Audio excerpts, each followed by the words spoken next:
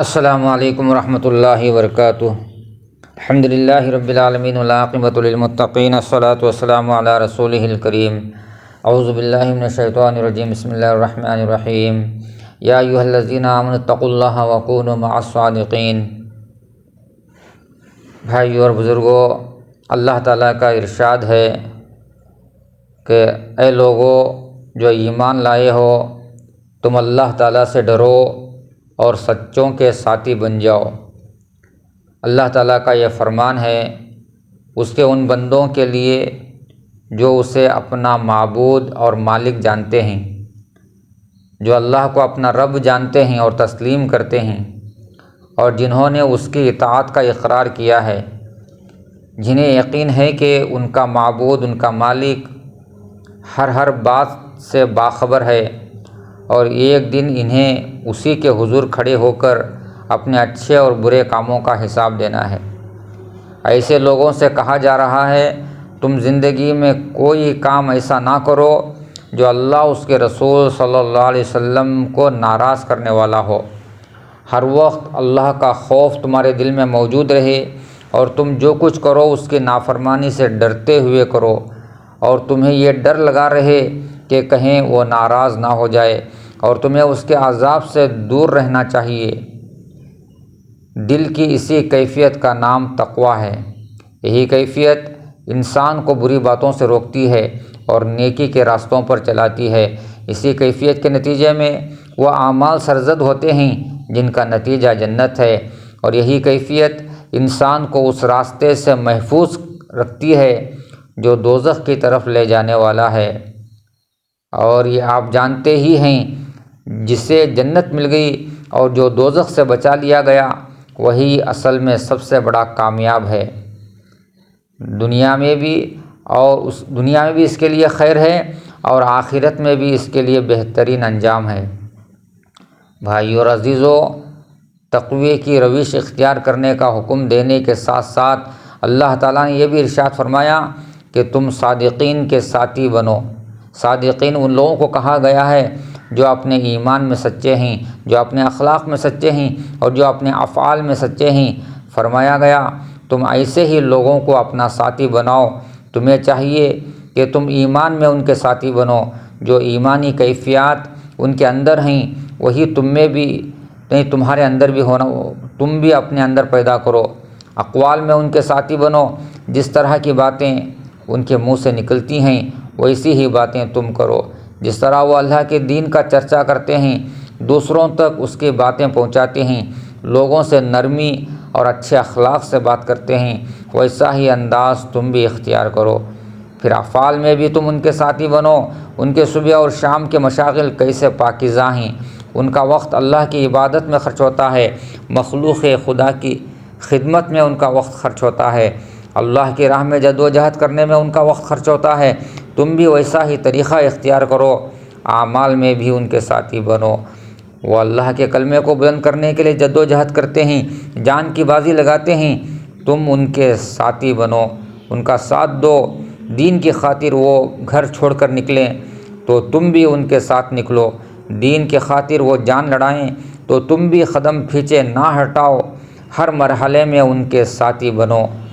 یہ لوگ وعدے کے سچے ہیں، جو کچھ کسی سے کہہ دیتے ہیں ویسا ہی کرتے ہیں، تم بھی ایسے ہی بنو۔ یہ لوگ معاملات کے کھرے ہیں، دھوکہ اور فریب اس کے قریب بھی نہیں پھٹکتے، تمہیں بھی ایسا ہی ہونا چاہیے۔ تم بھی انہی جیسا بننے کی کوشش کرو، ظاہر میں بھی اور باطن میں بھی۔ یہی مطلب ہے کونوا مع الصادقین کا۔ اللہ کے بندو، سچائی کی قدر و قیمت پہچانو۔ یہ انسانی اخلاق میں سب سے اونچے درجے کا اخلاق ہے، شخصی زندگی کے لیے بھی انتہائی ضروری ہے اور اجتماعی زندگی کے لیے بھی انتہائی اہم ہے۔ کسی انسان کی انسانیت سچ کے بغیر ترقی نہیں کر سکتی، اور اجتماعی زندگی کا کوئی نظم بغیر سچ کے باقی نہیں رہ سکتا۔ کوئی فرد یا کوئی جماعت خوبیوں کے ادنیٰ درجے تک بھی نہیں پہنچ سکتی جب تک اس میں سچائی کی خوبی نہ ہو۔ سچائی ایمان کی دلیل ہے، یہی وہ چیز ہے جس سے بندہ اللہ کو بھی محبوب ہوتا ہے اور بندوں کو بھی۔ ایسے شخص کو لوگ سچا جانتے ہیں، اس سے محبت کرتے ہیں، اللہ بھی اس سے محبت کرتا ہے۔ سچے ہی آدمی سے لوگ معاملہ کرنا پسند کرتے ہیں، اس کی عزت کرتے ہیں۔ اگر وہ عالم ہے تو اس کے علم پر بھروسہ کرتے ہیں اور فائدہ اٹھاتے ہیں۔ اگر ڈاکٹر ہے تو اس کے مشوروں اور اس کی بتائی ہوئی تدبیروں پر عمل کرتے ہیں۔ اگر وہ تاجر ہے تو اس کی طرف رجوع کرتے ہیں اور اسی سے معاملہ کرتے ہیں۔ غرض یہ کہ زندگی کے ہر میدان میں اس کا مقام اونچا رہتا ہے اور وہ اپنے سچ کی وجہ سے کامیابی حاصل کرتا ہے، نفع کماتا ہے اور عزت کا مقام پاتا ہے اور لوگوں کا محبوب ہو جاتا ہے۔ لیکن اگر کسی شخص سے یہ صفت جاتی رہے، اگر کسی کے اندر سچائی نہ ہو، لوگ اسے جھوٹا سمجھنے لگیں، تو ہمیشہ لوگ اس کے جھوٹ سے گھبراتے ہیں، اس کے دھوکے اور جال سے ڈرتے ہیں، کبھی اس پر بھروسہ نہیں کرتے اور ہمیشہ ڈرتے رہتے ہیں کہ نہ جانے کب اور کہاں دھوکہ دے بیٹھے، کیونکہ جسے اللہ کا خوف نہیں وہ بندوں کا خوف کیا کرے گا۔ معاملات کا کھرا اور سچا تو وہی شخص ہو سکتا ہے جسے یقین ہو کہ اس کی زبان سے جو بات نکلتی ہے وہ لکھ لی جاتی ہے اور اس کے افعال اور اعمال کی نگرانی کرنے کے لیے اللہ نے فرشتے مقرر کر دیے ہیں۔ بھائیو، آپ جانتے ہیں کہ اللہ تعالیٰ نے نہایت شدت کے ساتھ منع فرمایا ہے انسان کوئی بات بغیر علم کے نہ کہے۔ اللہ تعالیٰ کا ارشاد ہے کہ وَلَا تَخْفُ مَا لَيْسَ لَكَ بِهِ عِلْمٌ إِنَّ السَّمْعَ وَالْبَصَرَ وَالْفُؤَادَ كُلُّ أُولَٰئِكَ كَانَ عَنْهُ مَسْئُولًا، یعنی کسی ایسی چیز کے پیچھے نہ لگو جس کا تمہیں علم نہ ہو، یعنی جو کچھ کہو پورے علم اور یقین کی بنیاد پر کہو، شک و شبہ اور گمان کی بنیاد پر باتیں منہ سے نہ نکالو، کیونکہ اس صورت میں انسان جھوٹ کا مرتکب ہو جاتا ہے اور غلط باتیں منہ سے نکالنے لگتا ہے۔